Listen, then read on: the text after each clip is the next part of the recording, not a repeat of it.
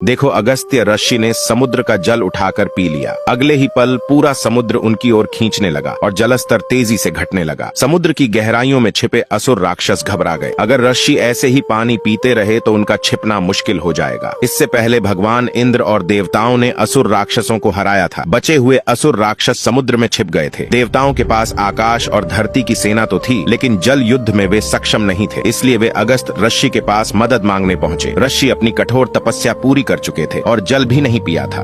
उन्हें तीव्र प्यास लगी थी। उन्होंने सोचा, देवताओं की सहायता करना पुण्य है। तभी उन्होंने समुद्र का जल पीना शुरू किया।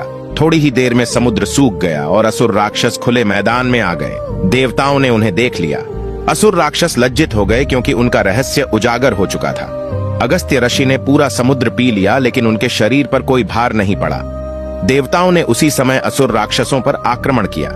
युद्ध में अग्नि उत्पन्न हुई और समुद्र सूख जाने से नदियां झीलें भी सूख गईं। युद्ध के बाद भगवान इंद्र ने देखा कि प्रकृति को भारी हानि हुई है।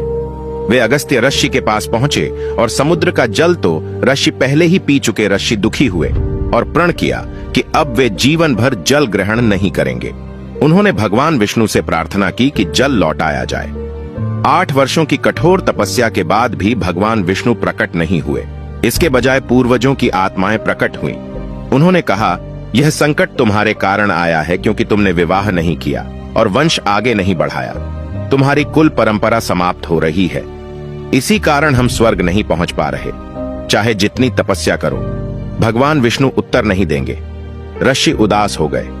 तब पूर्वजों ने कहा, समाधान यही है कि तुम्हें गौरव नगर के राजा की पुत्री चंद्रिका से विवाह करना होगा। उस समय चंद्रिका 18 वर्ष की राजकुमारी थी। वह सुंदर और कोमल थी।